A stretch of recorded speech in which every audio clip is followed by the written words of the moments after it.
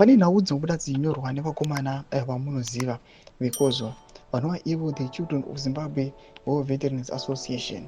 Vanoziva kuti they've got their intelligence unity.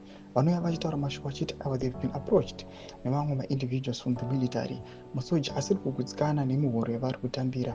Panguva inoi vari kuona kuti aiwa these guys they are just being used.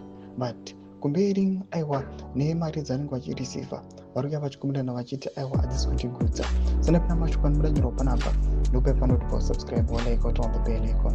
Timina paende kozwa yamoziva iyo vakaona anoposta aiwa majenerali amuri kuona avo muchiti nemamwe ma-military personnel amuri kuona avo vanobuda nyora achiti junior officers in the military have approached Kozwa seeking attention from their commander-in-chief President AD. The request review of salaries and allowances. An ordinary soldier is earning $250 US and dizzy, which is very insufficient to meet high cost of living. Ndo mashoko anobuda nyoko panapa nevakomana vekozwa vachiti aiwa vakomana ava they are not being satisfied nemuhoro yavo vachiti aiwa panguva inoi pari kuonekwa kunzi macost of living munyika yeZimbabwe they are increasingly high and arikuramba achingoskyrocketa each and every day.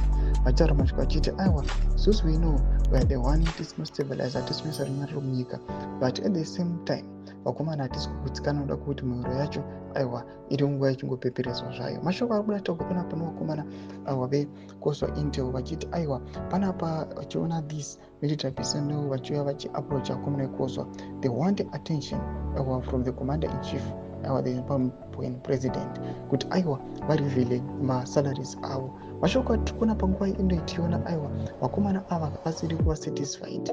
Zviitiko zvatoona kuti aiwa zvinhu zviri critical. Vakomana vakasangova satisfied nyika isinotomboziva kuti aiwa hazvichatoperi mushe.